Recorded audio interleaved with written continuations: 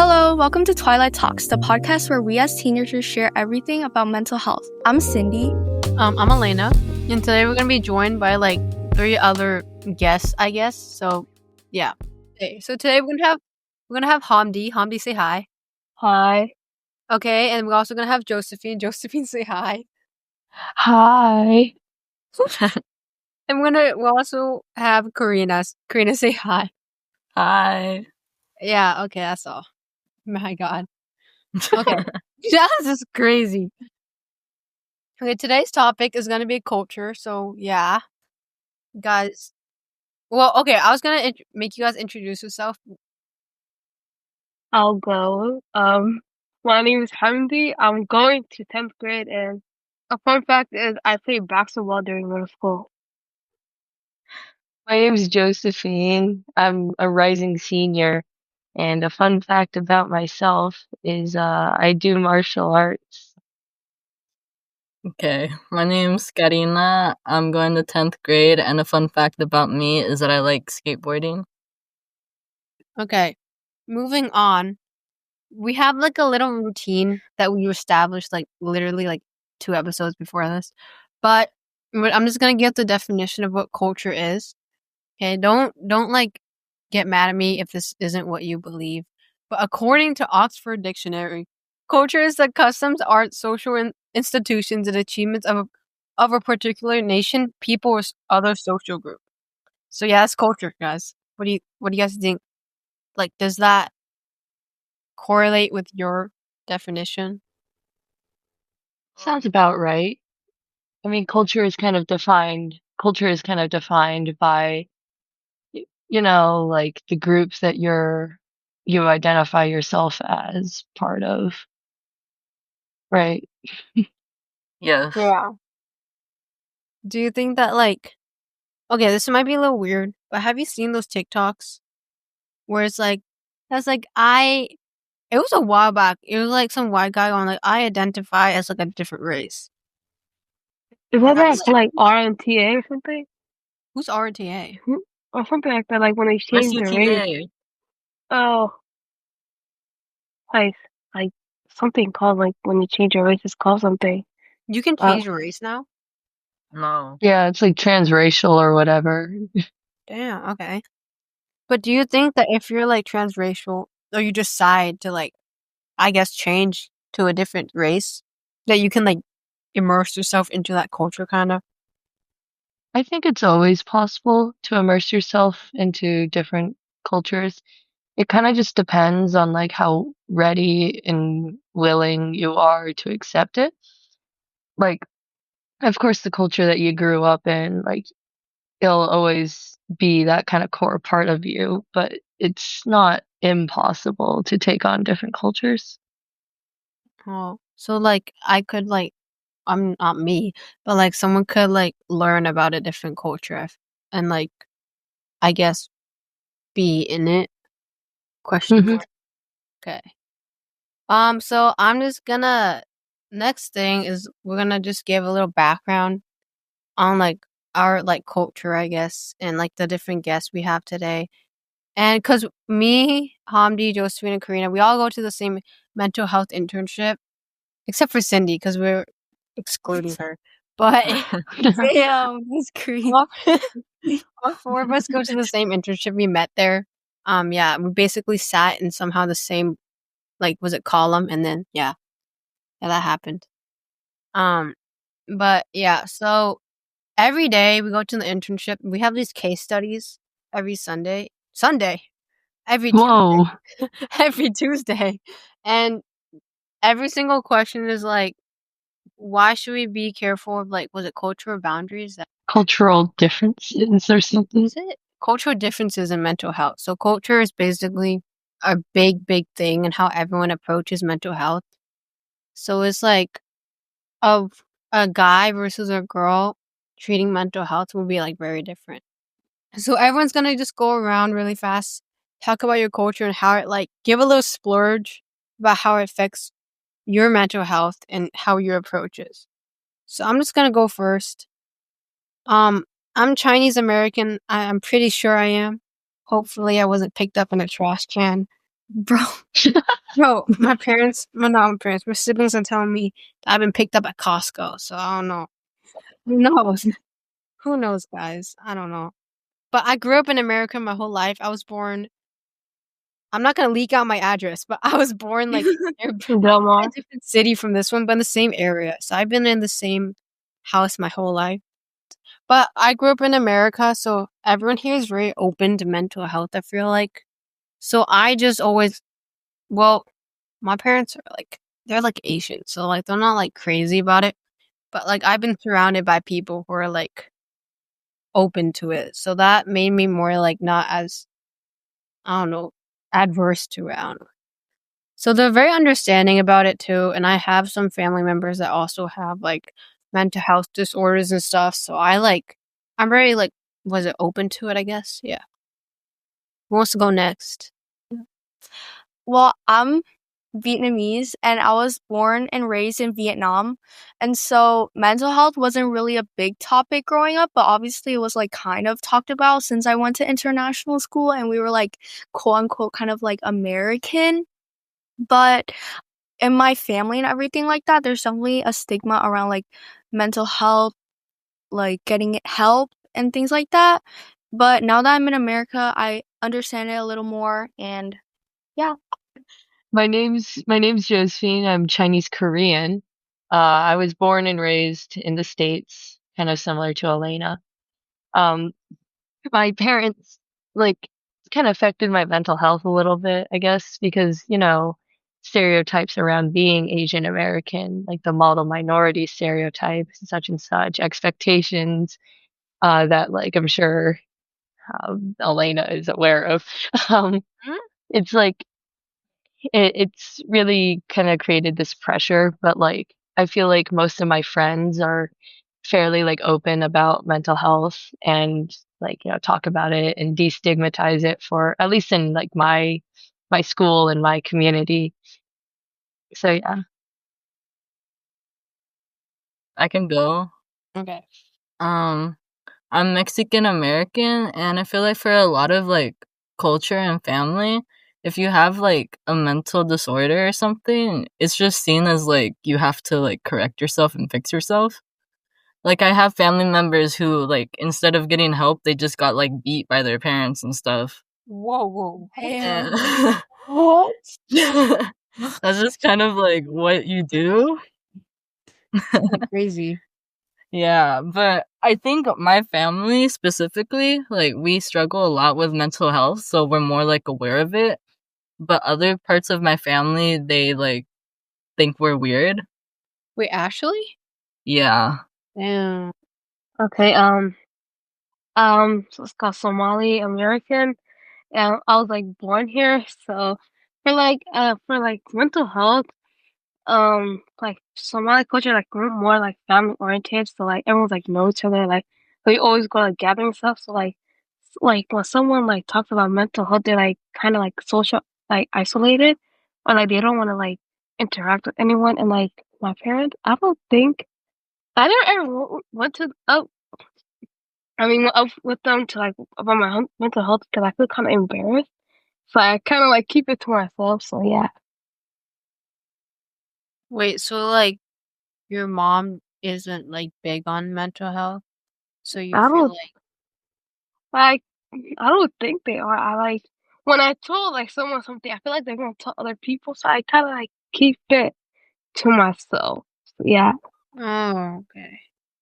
Yeah, I think okay. Yeah, I think for me, whenever I get like very stressed, I don't like to talk to people. So I feel like I don't like I'm not I understand mental health. So like I guess. Like I'm not like being like if you have mental health like struggles, I won't be like, "Oh, you like what weakling." But I'm just be like I can't really open up to it cuz I feel like for me my parents aren't like big on it. So if I said, "Yo, I have like I don't know, for example, I have like depression." My mom would freak out, bro. She wouldn't beat me. She wouldn't beat. She's not that type of guy. But like she would just be like, "What do you mean? What do you mean?" She's like, "No, you don't." She'd like gaslight me to believing I wouldn't. You know what I'm saying? So Yeah. yeah, that's why I don't. If I have any issues, I'm not telling her. next, moving on to like everyone's backgrounds, how do you guys think your cultural identities and like culture really comes to play into mental health? And do you have any like personal experiences with it? Okay, I'm just gonna go first. For me, yeah, I feel like at least outside of my was it nuclear family? Is that what it's called? Outside of my nuclear family, um, like they're not really big on mental health. I feel like they think if I went up, be like, "Can I go find a therapist?" They'd be like, "Are you crazy? Do you have like some ghost in you?" And I'm like, "Oh, my bad." But yeah, no, because I have grandparents. They live in China right now, so like over there, there's like there's no such thing as mental health. If you have issues, they think you're like weak and stuff. You have to just deal with it. So for me, if I ever went to my grandpa and went, "Yo, I'm like, I have so many issues," he's gonna be like, "Bro, you do you have some like devil in you?" And I'm like, "Okay, yeah." So I feel like on my mom's side, at least, I don't know. I don't talk to him a lot. I'll be honest. To be so honest, I don't talk about it. But like they seem more open because they immigrated to America when they were like 10, I think. So I feel like if I opened up to them, they would be more understanding. Okay, I'll go next. So again, okay, it's kind of different because if I were to need to get help or like get therapy or something, I feel like my parents wouldn't be like against it because my dad is a doctor. So I feel like he understands, and he also has friends that are in that field. So that's understandable. But for the rest of my family, they're mostly still in Vietnam. So obviously if I had some kind of like issue going on, they would probably gossip about me, Oh my god. but you know, like What? they're just like, yeah, with the gossip, but with the young, no, I feel like everyone would actually gossip about me. Maybe took you back. This got worse. What? Yeah, they probably would gossip about me, but hope because it's like 2025, they probably wouldn't like I feel like they would be more understanding, but not really though. How What about was you that? guys? How about What you kind, what kind of definition is that? They would be understanding, but not But really. not really. Bro. Bro, you just have to understand, yeah. I think I relate to what Cindy said about the gossiping. Because like I've seen my family do it, like they did it right in front of me, and I was like, what the freak? But I think for my family, mental health, like they only kind of treat it when it's like the worst it could be at the moment. And if it's like not that bad, it's like you'll be fine. You can just like go on with it. Like you're okay. That's it. My parents, like, they don't, like, my family, like, they don't talk about mental health. Like, like, outside of my immediate nuclear family, like, my grandma, like, both of my, like, both sets of grandparents immigrated from China and Korea. My Korean side doesn't speak a whole lot of English, and my Chinese side is your, you know, average tiger grandma. So if I went up to her and said like, "Hey, do you know what mental health is?" She'd probably just tell me to go cook or something. Um, What? like, yeah, she makes me help her cook like dinners and stuff.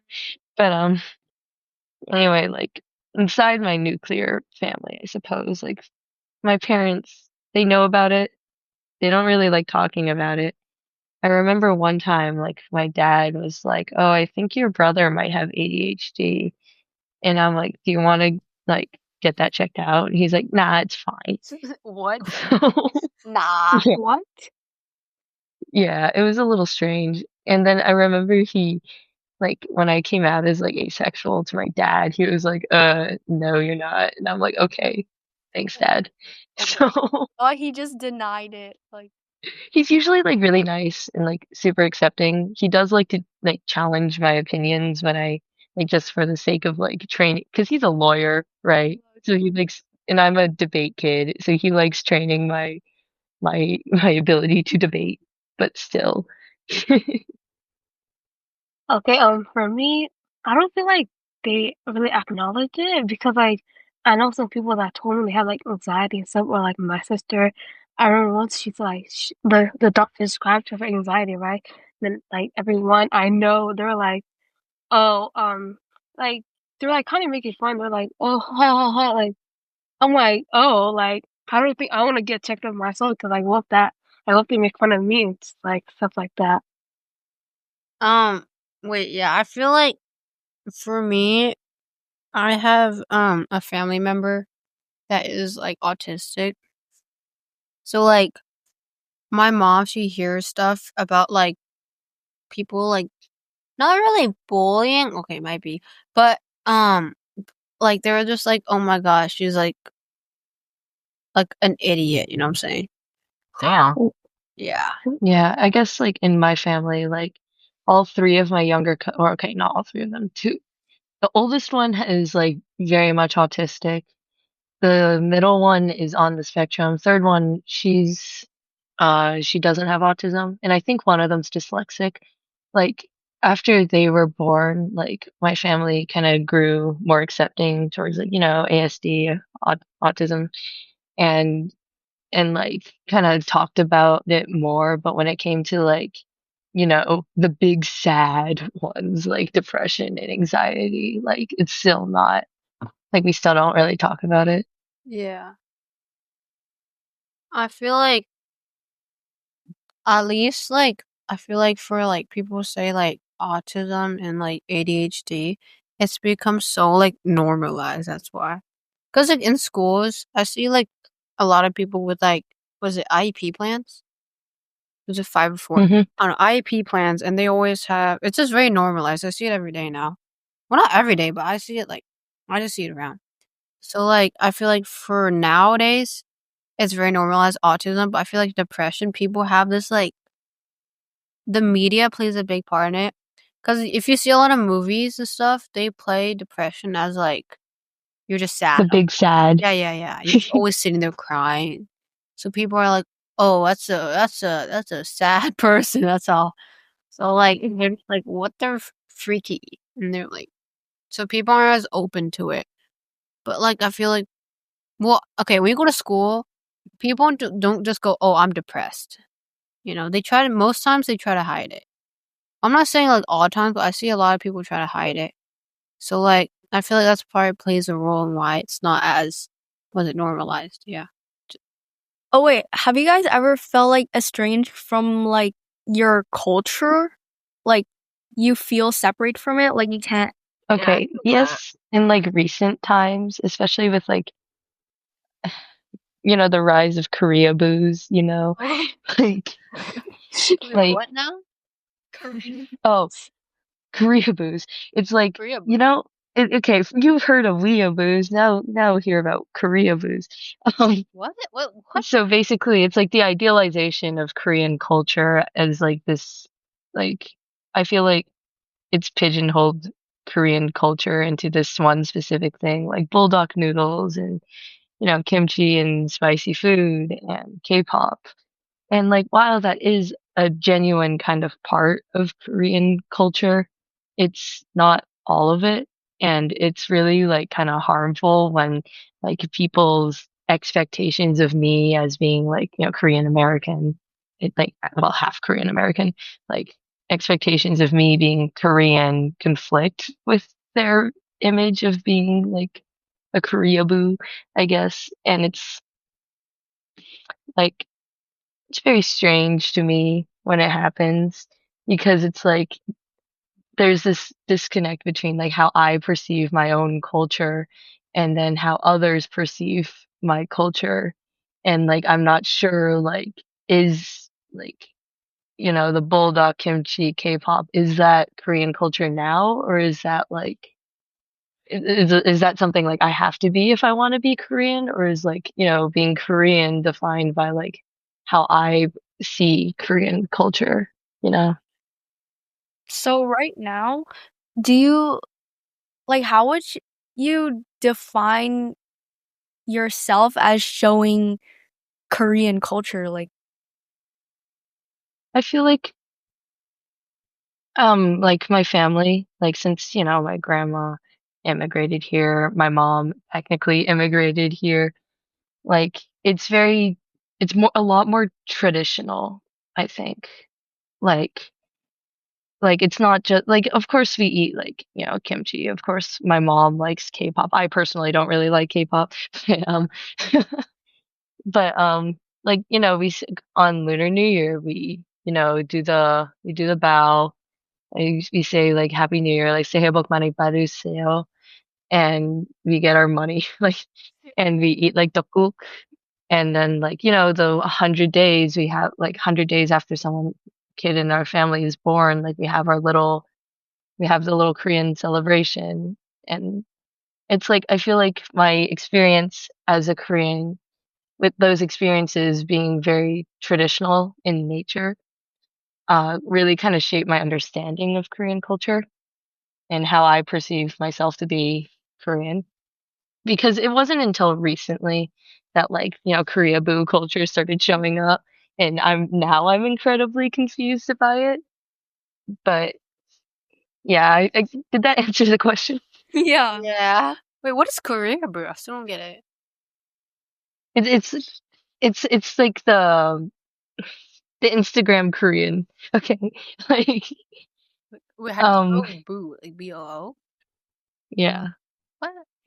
It might just be a word that I made up between me and like one of my other Korean American friends. I don't know if it's an actual mainstream word, but it is derived from like weeaboo, which is the kind of the similar thing for Japanese culture.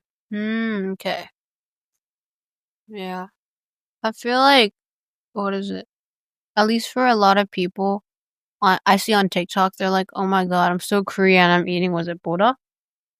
Yeah. Yeah. And And like, yeah, pultok is Korean. Like yeah. Korean people do eat it. It's a part of Korean culture, but it's like the issue is when people believe that's the end of it, right? Yeah.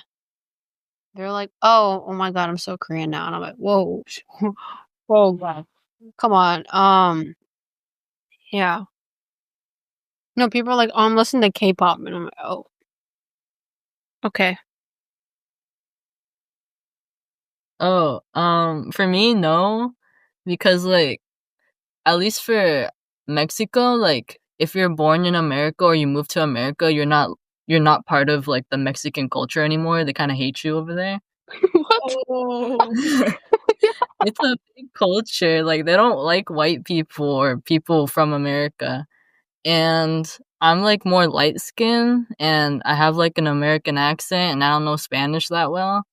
But I still want to be Mexican. I mean, it's like kind of hard because I can like go to a group that's like Mexican people and they'll like reject me, I guess, because of how I was born, you know? I think for me, whenever I go visit my grandparents in China and like winter break, whenever they know I'm like American, they like start to like not like you, I feel like. I Yeah. guess in some like a way they like start looking down on you. They're like, "Oh, I don't know, you moved to America." Oh, my brother, he went to Europe for like school or something, but he said he had bed bugs on his bed What? in the hotel room. So he went to like the front desk and went, "Yo, like, can I have a new bed, right?" And they said, "Yo, it's not bed bugs. My hotel wouldn't have bed bugs. You're just a weak American because you grew up in America." And I was like, "What?" Damn. It was like, "What the heck?" So I feel like a lot of places don't like, I guess, America because they're like, "Oh, if you grew up there, you're weak. You're like, was it coddled and like spoiled and stuff." So yeah, Okay, for me, I feel I kind of like love my culture, but like there's some things like I don't like doing because like I don't know like what like like they're like sometimes family gathering and I don't like going there, so like kind of like embarrassing with my mom like telling me, "Oh, Hamdi, why you not going there?" Like I saw there them like person. They're like, "Oh," I'm like, "Okay, I didn't want to go," and they're like, "I don't know." So you're very in tune with your culture. Yeah. Yeah. I kind of like my culture. What like Valid. Wait, so you like your culture? yeah. You said you didn't want to go, and I was like, what? So you don't like it? I God, I don't know. What? No feelings of agriculture. Good. Rose said all of the above. You guys make me rethink. I don't know, guys. Do you like your culture or do you not? I like my culture. And then you proceed to explain why you don't like it. Oh, I'm like, wait. She's addressing the counter argument. What do you mean? It's a complex argument. No, so at the end, you like your culture. Yeah, but like, yeah. Why is there a but? Bro. I don't like my culture, guys. I'll be quiet. I'm just gonna. Okay, so our internship, the four of us go to, focuses on marginalized and minorities in mental health. Because I feel like a lot of people think that, like, what is it? A lot of minorities don't get mental health help just because of like social boundaries and like stigmas against it. So, what do you guys think can help bridge the gap to make mental health services more inclusive? Like, what do you think would help, at least in your culture, to like make it more accessible and like less stigmas against it? I think what's it called? The parents or like the guardian should be like more open, and so like the person that's trying to tell them they feel safe and they feel like, oh, you're gonna be respectful on what they're saying. Because like if you don't like what's it called when if I tell you something and they're like, okay, like I don't care, like I won't come back to you and tell you more things, like No. No so therapist is gonna be like, I don't care. so I think like the parents should be like more open, more like kind of like way like a better listener, yeah. Yeah. And they shouldn't judge like if they Wait, so the parents should be better? like they should be like kind of more open because like they're supposed to like take care of us. Like we're supposed to like tell them like things like but yeah. But I think like both people should be open. Like I should be open to tell you something. You should be open to like acknowledge what I'm saying. No, like I agree. Like I agree. Like a lot of like when it comes to like immigrant or like minority families, it's a lot of like mental health is a very much American kind of thing. And it's just unfortunately kind of like something they weren't really raised to talk about. But I feel like opening that conversation more, like just especially among like older generations who are like, you know, like just opening that conversation among older generations. And maybe I could be like a total pessimist and say it's too late for like, our parents now. Oh But my God. like I feel like a lot of it, I guess, if it is indeed, like if I'm going to be a total pessimist and say if it is indeed too late for our parents, right? Because they weren't like raised with it, I suppose. Like I think the responsibility kind of falls on us to open those conversations and, you know, destigmatize it for society. And I think what like our program is doing, like bringing more like minority groups into the mental health field is actually like that kind of program is very, very good because like, in the program they said that most therapists are like, white women, which is, you know, I'm not saying it's bad. It's just like there's certain cultural nuances that not every therapist will get. So, like, in a way, like if you feel your therapist doesn't really understand you or your culture, like, what's the chances you're going to go back to therapy? So, I think, yeah, just representation, talking about it. I feel like I remember there was this one there was a guy we did a career panel with. He was I think Mexican American or just I don't know. I think he was Mexican. Yay. Right? I think so. I'm gonna feel really bad if it's wrong, but he basically was like, yeah, I feel like a lot more diversity needs to be in mental health. Because imagine you can't speak like English that well.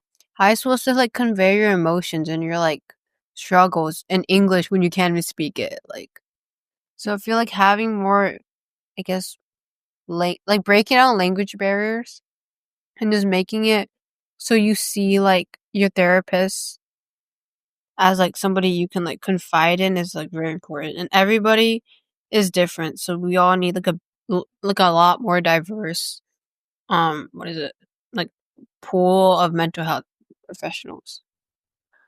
I think we need to like destigmatize like the mental health stuff, and I think like people from that are older than us, like our parents and stuff, they were raised to think that having a mental disorder is like wrong and it's like not normal.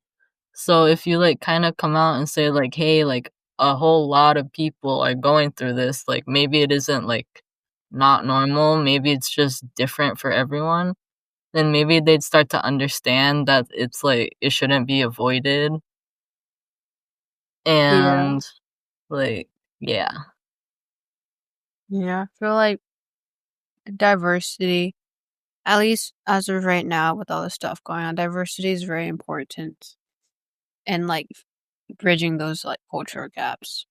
So I really agree with Josephine's point and Elena's and Karina's about how maybe it's just like my bias on how I'm seeing things, but I feel like therapists are like white American, and so I feel like it's important to kind of advertise and maybe like again like destigmatize working in the mental health space, because I feel like with cultures like maybe Asian cultures, they want you to be it's very common to be like, "Oh, um to be a doctor," but you wouldn't normally like go into like the mental side of things.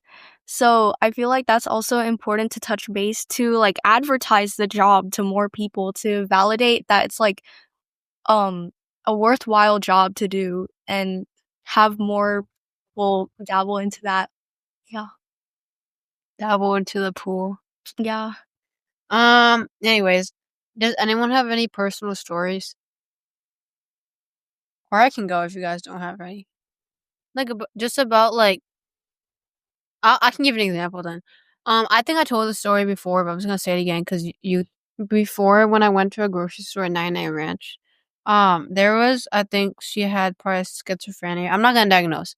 She probably has schizophrenic or like some form of like you see something that isn't there or hear something. Psychotic Yeah, I disorder, think maybe? I'm not sure, but she was basically checking out. And then she was talking to her husband. Jokes on her, there's nobody next to her. Um, so that was kind of my first encounter with like an actual mental health disorder. My mom said, "Oh, that girl." That my mom pointed at her and said, "That girl is just crazy." And I was like, "Oh, okay," because I'm like a kid. I don't know what I was supposed to think. But looking, I don't know why it stuck with me. I think it was just because it's so like I've never seen it. Because at least for me, I'm just very like sheltered as a kid. I feel like because when you go to school, you don't see a lot of stuff like that. Funnily enough, my first encounter with mental health was at school with a school friend. Mm. It, like, you guys might have to put a trigger warning on your podcast now because of me. But, like trigger warning suicide. But, like, when I was in 8th grade, right? You know how like when you're kind of a kid, you feel like life is great and like nothing can really touch you or your friends, right? You kind of have this very idealized view of the world, Yeah. right? So when I was in 8th grade, I was still kind of that kid, probably because COVID stunted our development a little bit. But like one of my friends, he came to, there was a friend group, right? And one of them came to me and this other guy and told us that he was gonna, kill himself like in a week. And, that was the first time that I kind of realized, like, wow, the world isn't amazing and sunshine and rainbows. Like, there's there's a bunch of like complex issues in this world. And, you know, us as eighth graders, we tried our best. And eventually we took it to, the school counselor, right? And they very promptly acted. And, they were taken out of school for like 3 months. They like vanished for 3 months. Like we had no clue where they were because they didn't have access to their phone. And they came back and they're doing a lot better now, thankfully. But yeah, that was like the first experience I had with mental health. And like, the reason I want to become a psychologist, I guess, derives from that feeling of relief, knowing that they're okay and like wanting to kind of give back that feeling. Hmm. Do you think like um that like as a profession that is like I don't know, cuz I feel like nowadays people people keep saying as a joke, I'm going to kill myself, Haha, I'm going to kill myself, Hmm. So I feel like now it's so hard to tell between if someone's actually like planning on it or as a joke. Yeah. I mean, now like I take most people who say it like somewhat, at least somewhat seriously, unless it's very extremely clear that they're joking, right? Yeah. Um, like, I was telling you guys about this at lunch today, like with that one guy Yeah, and I Deadlock. met, yeah, on Deadlock. He like, full well could have just been like, lying or something. Yeah, I wouldn't know. It's a guy on the internet, right? But like to me, it's like even if there's even like the slightest chance that he was planning on killing himself, right? Like to me, that's a chance worth taking, right? And it costs me nothing to say something nice in chat, right? Yeah. Oh wait, I'm just gonna give a little context. Unless Josephine wants to go. Yeah. Okay, yeah, I'll give context. So I play a game online called Deadlock. It's a one of the in still in development games by Valve. Um, so I was playing a match one time and like, you could hear people on VC and stuff. And this is actually the story of how I made my first not someone I don't know Steam friend. But like he was like, we were playing the match and he was just progressively getting like worse and worse throughout the match. Like he was playing terribly. And then like, this is one of those matches where everyone was super chill and like no one was like hardcore try harding this match. So everyone like, we would occasionally like you can pause the match in Deadlock. So we would occasionally he'd ask to pause and we'd pause it and stuff. And eventually we like kind of asked him like, "Hey man, what's up?" And it turns out he got laid off from his job and he was gonna, and he was planning on killing himself like either during that match or after that match. So like to the five of us, it was like it kind of fell on the five of us to like help him. And he actually disconnected from the match for a couple of minutes, and it was a little scary. But like I said stuff in the chat like, hey, like I don't know your circumstances, and I'm not gonna try to like push you to know your push to know your circumstances. But like just know that like we'll like the five of us are always rooting for you and we'll all be okay and it'll be okay in the end, right? And I ended up friending him on Steam afterward to see if he's like, if he like plays matches after that, like in days after, see if he's actually okay. And he is okay. Like I've played matches with him recently and he's doing a lot better now. So happy ending, yay. But yeah. Yeah. I feel like um what is it? Intervention is such a big thing now. Cause like people are kind of scared to take action, I feel like. So like how you like Yeah. today was actually very impressive. If I was in your position, I think I would have just sat there and just stared at the screen. So for real, I would just be like, what? In shock. I'm like, oh, damn. So I feel like, Yeah, it was pretty heavy, but like yeah, I don't know. Like again, could have been lying, but like if he wasn't lying, like like I saved his life, right? So I think that's a chance worth taking to me. Yeah. Well, that ended on a heavy note. Yeah, now you guys have to put a trigger already warning on had this podcast. We can put like a TW. Yeah. So I feel like awareness in culture and just in general is so big on like helping mitigate, and not, I don't know, but helping like mental health and get people to like reach out and stuff. So yeah, I'm just gonna wrap it up, even though that was kind of a heavy note and no one's saying anything right now. But wrap up. Basically, today we covered culture. We went a little off topic, but it's okay because we have a lot of guests today. We have again Hamdi, Josephine, and Karina. So we talked about mental health and culture and how it affects how we approach mental health and our personal experiences with it. So yeah, that's all we did today. Bye. Bye. Thank you very much. I really appreciate Bye. it. Thank you.